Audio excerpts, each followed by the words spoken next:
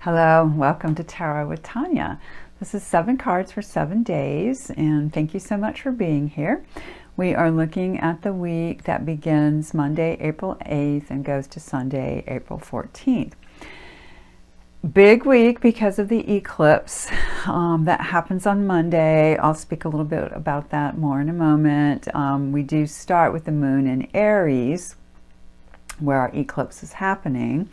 And then we'll end our week with the moon in Cancer. So Aries is about the fire, initiating things. The first sign of the zodiac, likes to be first in whatever they do.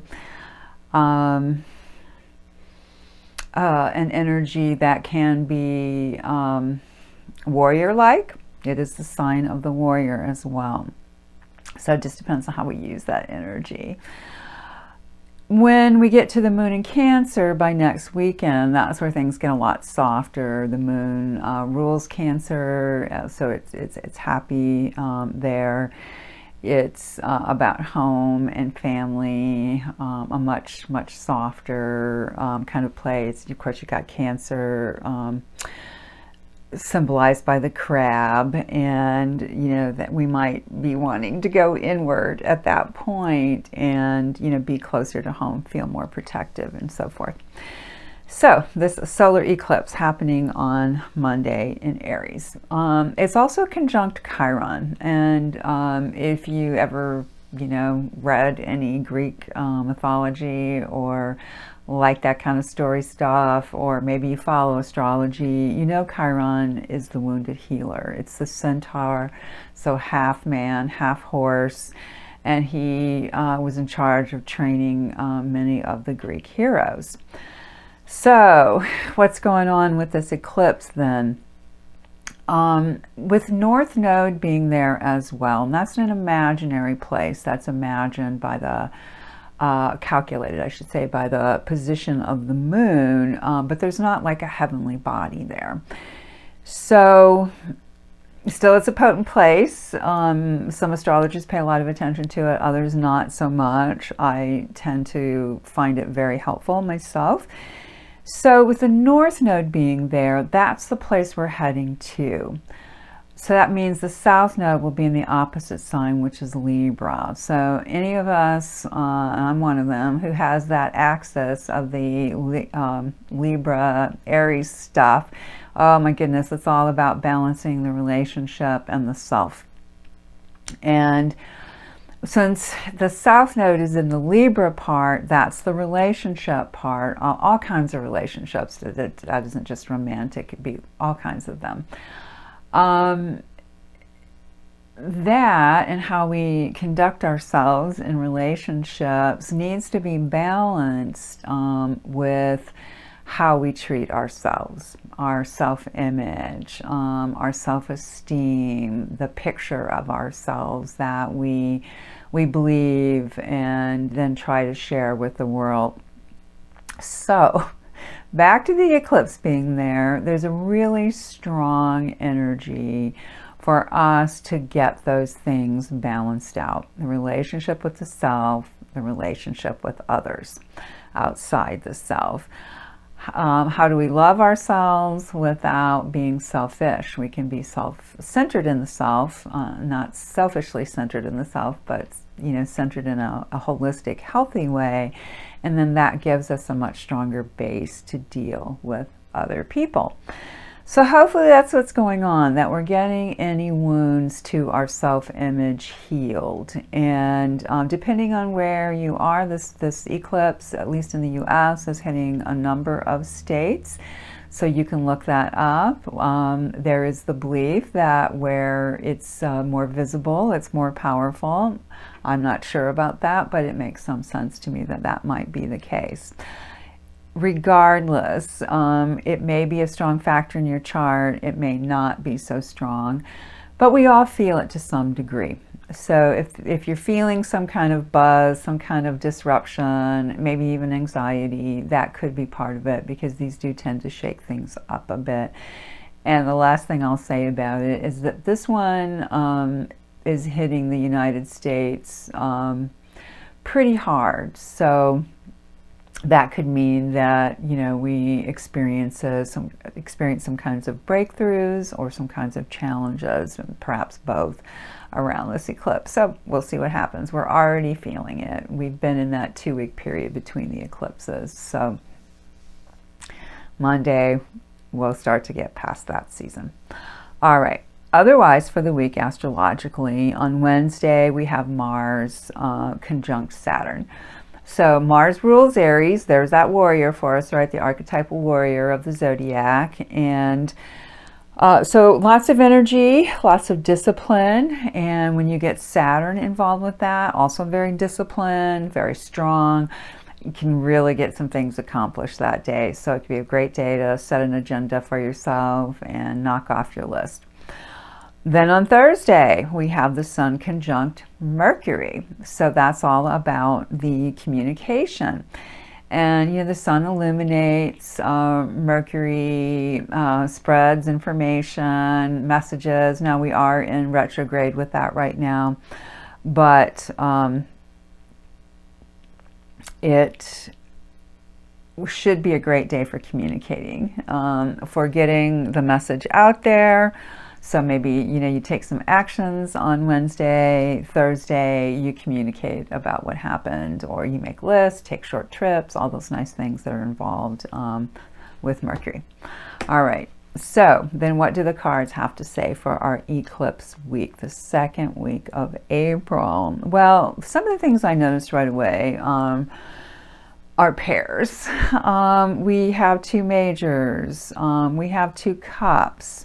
We have 2 discs, we have 2 threes, so that seems to be the dominant energy. That takes me right back to that eclipse with the Aries Libra, the self, the other, getting things in balance, which 2 is a number 4 as well. So I am using the Rider-Smith-Waite deck, and our first card for Monday, April 8, is the 8 of Pentacles. Our discs, that earth energy, and we have a craftsman here sitting down to do the work. So this can be very skillful labor, an artisan, essentially, knowing what you are doing in that way. So good energy to accomplish a task. Now that's interesting given that it's the eclipse. And you've got the Aries, so maybe there's some really good energy to solidify some skills, or I don't know why the word arrangements is coming up to me, but something that feels solid. And, you know, the 8s are all connected to strength, and the, you know, 8 is the infinity sign on its side. So there's something about a really good flowing continual energy that day that's really productive. Or, you know, try to do that, try to ground on that day. Because, you know, when we're talking about the Aries Libra, Aries fire, Libra air, so some grounding would help. Now we get to our first major on Tuesday, and as you can see, the Hanged Man is what has come up. So perhaps things do get stirred up through the eclipse, or for whatever reason, and there can be that sense on Tuesday of perhaps suspension, being upside down, seeing things from a whole new perspective, so having new insights, things like that. Or, you know, it can just be a sense of waiting. So you might look in your life where things maybe would benefit from being turned around, turned upside down, something like that. You know, if that's in your practice, if you do yoga or something like that, maybe you actually turn upside down, or just lay on the couch, let the head dangle back, something like that, and try to reverse that blood flow and see what comes up. We're back to minors by Wednesday, and again, that's the Mars conjunct Saturn day. So it's interesting because Mars is not a planet that generally lacks clarity. Same for Saturn, but I will say they're both in Pisces, which definitely can lack clarity. Pisces is boundless in a way. It's that way transpersonal, the far out stuff, which this card fits more so. So we could feel a little unsure about what action to take, what thing we might want to do. But the good part about it is, indulge your fantasies. You don't have to do anything with them, but maybe dream and see what ends up standing out as the most important dream.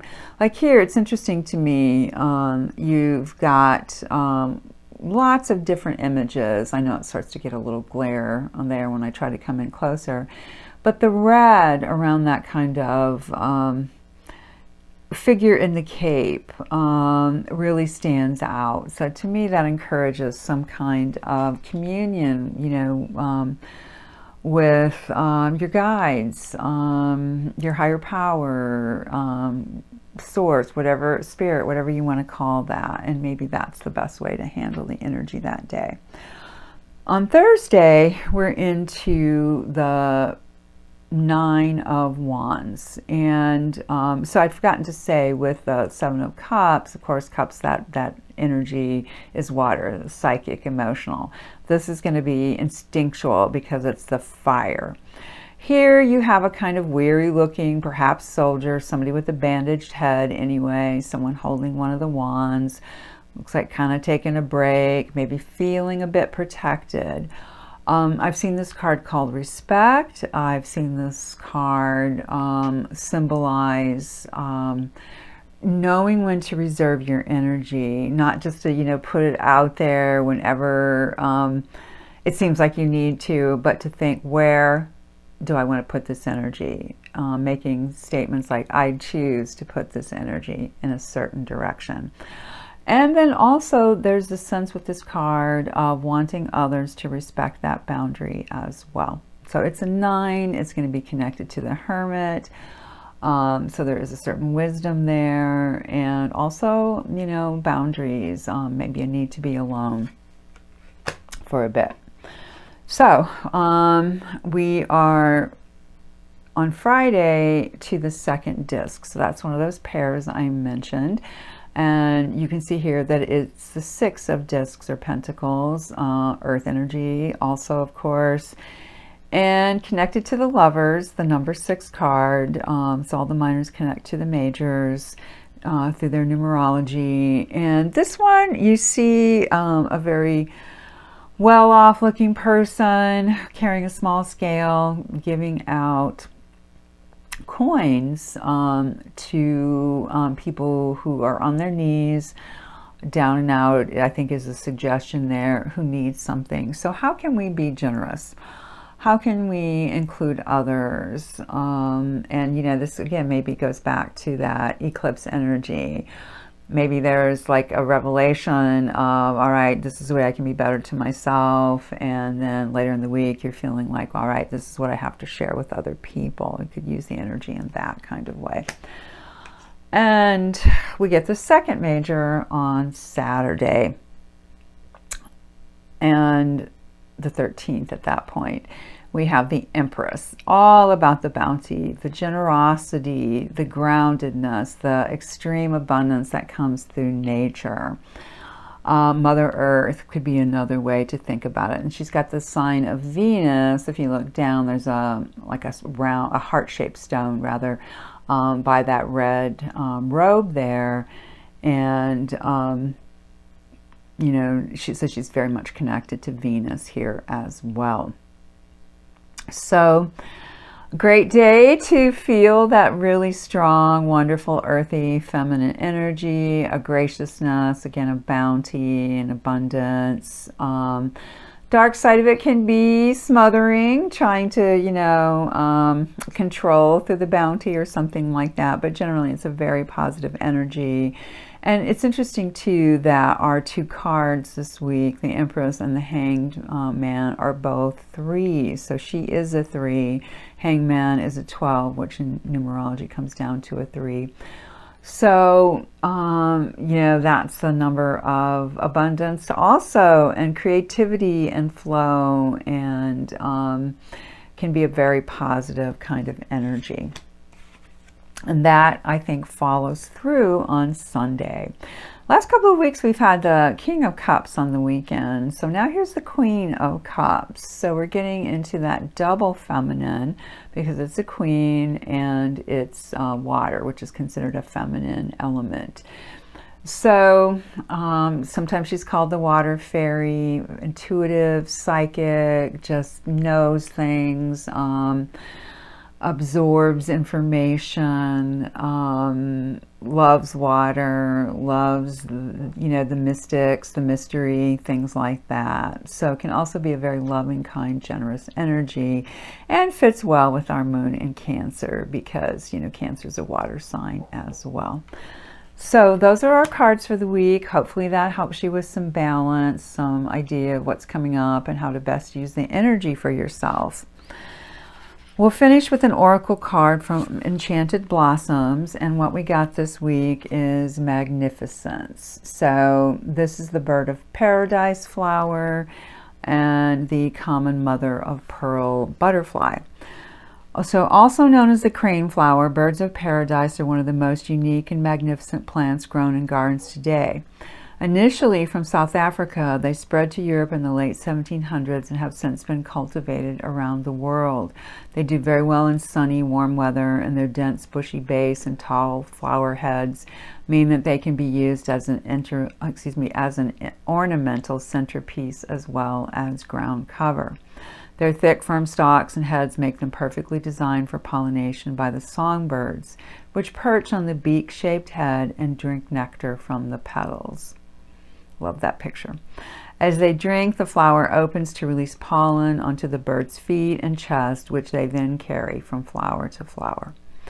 Magnificence is defined as impressively beautiful, elaborate, extravagant, and striking. This card challenges you to determine what it means to live a majestic life and to actively go out and live it. And of course, that's on your terms, your definitions. How can you live fully and marvelously? Do the small things and the large that will bring you to magnificence without any care. Oh, sorry, I read that wrong. Do the small things and large that will bring you to magnificence without any care for what others think. Incorporate more of what you feel to be glorious into your daily life so that your life is not just great, but magnificent. And, again, that might be buying yourself a flower that day. Who knows? Or any day. So thank you, beloveds, again, so much for being here. Keep what resonates for you. Let the rest go. And I'm wishing you all a wonderful week. Please consider liking, sharing, subscribing, or leaving a comment. That would really help. And otherwise, I will see you next week.